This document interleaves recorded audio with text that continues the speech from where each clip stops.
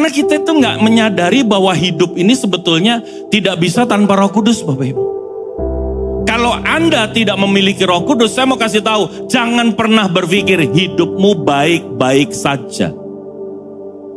Karena kita ini melihat hidup tuh baik-baik saja kalau apa? Kalau kantong kita tebel, kalau badan kita sehat, kalau usaha kita lancar, kalau pekerjaan kita nggak ada gangguannya, kalau karir kita naik-naik terus. Jadi it's okay. Jadi banyak orang berkata bahwa ya ada Roh Kudus atau enggak, saya nggak terlalu pusing Pak. Yang penting ada uang. Nah itu yang diajarin dunia. Yesus mengatakan bahkan sepertinya Roh Kudus itu lebih penting daripada dirinya. Ngerti maksud saya, saudara? Ngerti maksud saya? Ini yang saya mau sadarin nih Bapak Ibu. Supaya nanti kita hari ini bukan datang kepada ibadah rutin minggu, tetapi saya sungguh-sungguh berdoa, hari ini engkau diurapi oleh Roh Kudus. Beri kemuliaan yang meriah buat dia. Amin. Iya. Kenapa kita perlu Roh Kudus Bapak Ibu? Yang pertama, coba kita lihat Kisah Rasul pasal yang pertama, ayat yang ke-10 sampai dengan ayat ke-11. Kenapa kita perlu Roh Kudus? Loh kalau Anda itu nggak ngerti arti daripada Roh Kudus, maka Anda juga nggak punya keinginan. Itu udah pasti. Dan kalau Anda nggak punya keinginan, maka ya udah pasti Roh Kudus nggak akan ada di Anda. Kenapa? Karena Roh Kudus itu pribadi loh Bapak Ibu. Dia berhak untuk menolak untuk ada di dalam saudara. Dia berhak menolak untuk mengurapi saudara. Dia bisa nolak. Jadi nggak bisa kemudian itu dipaksa, nggak bisa. Perlu tindakan saudara untuk Roh Kudus itu hadir. Kisah Rasul 1 ayat 10-11, apa katanya? Ketika mereka sedang menatap ke langit, waktu Yesus naik itu, tiba-tiba berdirilah dua orang yang berpakaian putih dekat mereka. Malaikat datang sama mereka. Apa katanya? Hai orang Galilea, mengapakah kamu berdiri melihat ke langit? Yesus yang terangkat ke sorga meninggalkan kamu akan datang kembali dengan cara yang sama seperti kamu melihat dia naik ke sorga. Murid-murid lagi ngelihat itu terkesima. Kenapa? Karena dia kan kayak ngelihat Iron Man, saudara, ya kan? Begitu Yesus ditanya, kapan nih pulih? Udahlah, waktu dan saatnya kamu nggak perlu tahu. Tapi Roh Kudus akan ada dan kamu akan jadi saksiku. Mulai dari Yerusalem sampai ke ujung bumi. Setelah itu Yesus naik ke atas. Dan waktu Yesus naik ke atas, yang namanya murid-murid terkesima. Dia lihat, gila, dia naik. Waktu lagi terkesima, malaikat datang sama dia. Oi, gak usah kamu lihat itu. Kenapa? Karena yang terpenting adalah satu kali seperti dia naik, dia akan datang. Itu yang kamu harus pikirin, Bapak. Yesus akan datang lagi loh. Yang kedua kalinya. Dan I'm very very sorry, kalau Yesus datang yang kedua kalinya, dia tidak lagi menjadi juru selamat. Dia datang akan menjadi hakim buat saudara dan saya. Saudara siap? Maka satu kali engkau akan berjumpa muka dengan Yesus. Dan Anda jangan happy. Karena waktu Anda berjumpa dengan dia, pastikan engkau sanggup mengadakan perhitungan dengan dia. Apa yang diperhitungkan? Waktu Tuhan ini sebelum pergi, dia kasih talenta sama hamba-hambanya. Dan talenta itu diminta oleh Tuhan, diminta oleh Sang Tuhan dipertumbuh kembangkan, dijalankan. Talenta itu beda dengan karunia. Kalau karunia itu sifatnya tidak menetap. Saya lagi melayani ke mana, apa bedanya? Saya lagi melayani ke rumah sakit, Tuhan akan kasih karunia untuk apa? Kesembuhan atau menguatkan atau menghiburkan. Tuhan kasih karunia itu. Tapi apakah saya memang ahli kesembuhan? Enggak. Tuhan hanya kasih saat itu dan kemudian diambil lagi.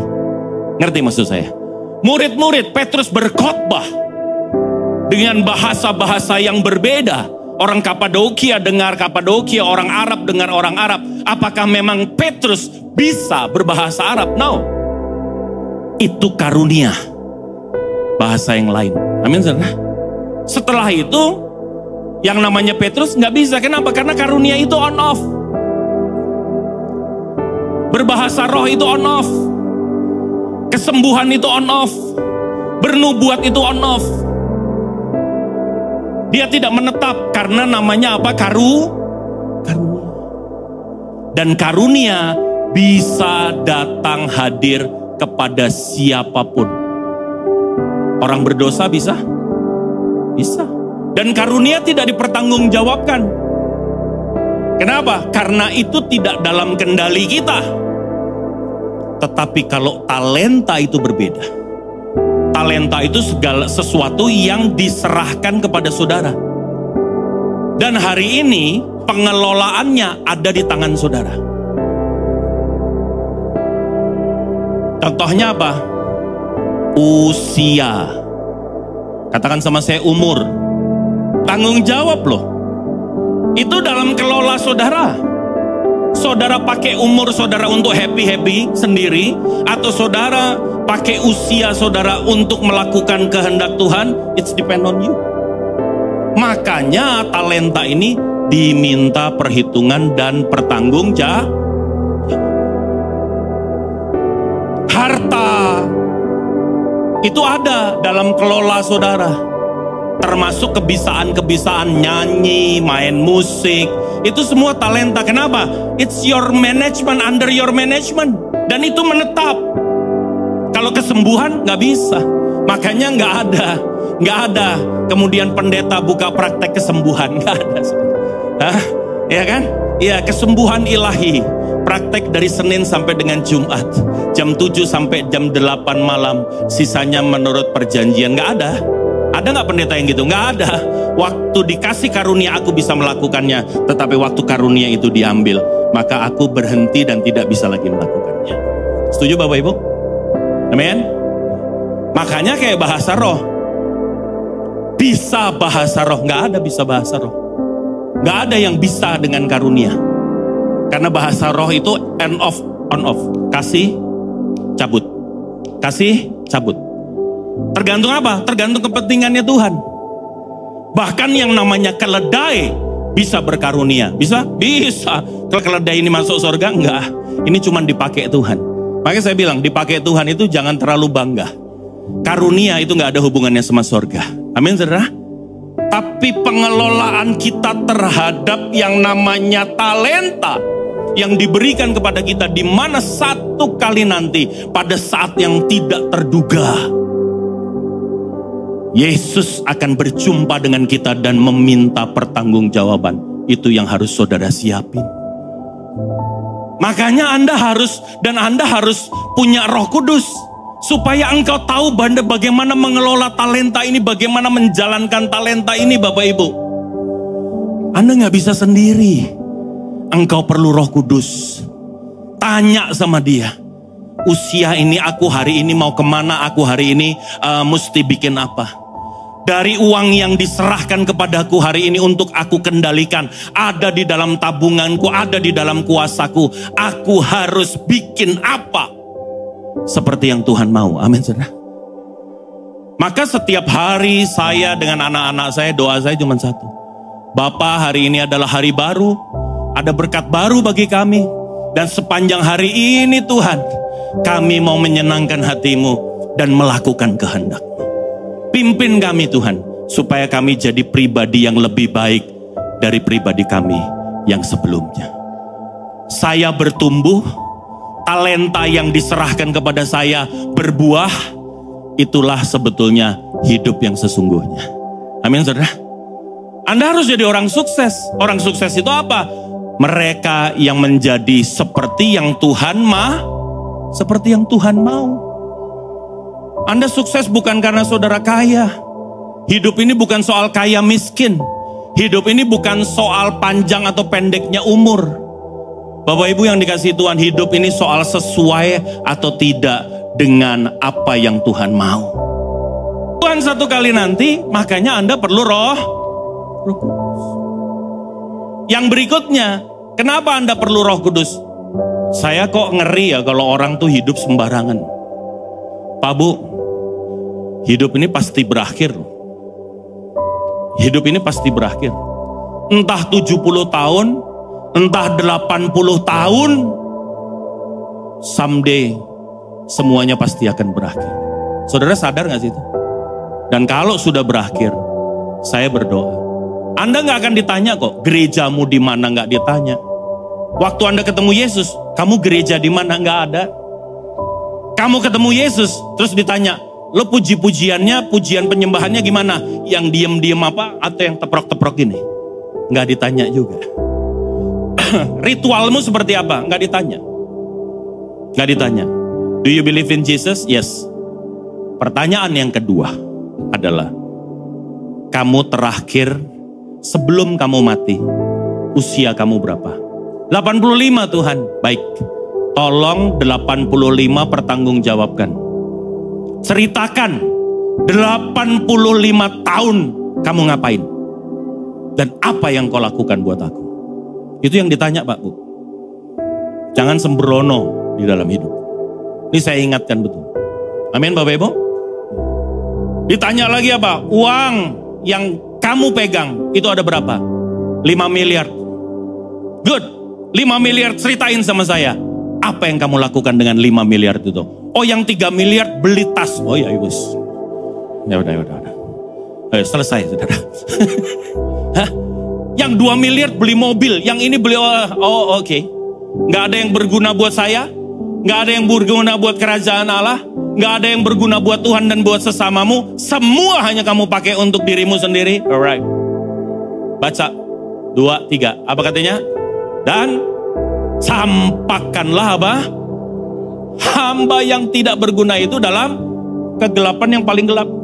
Di sanalah akan terdapat ratap dan kertak.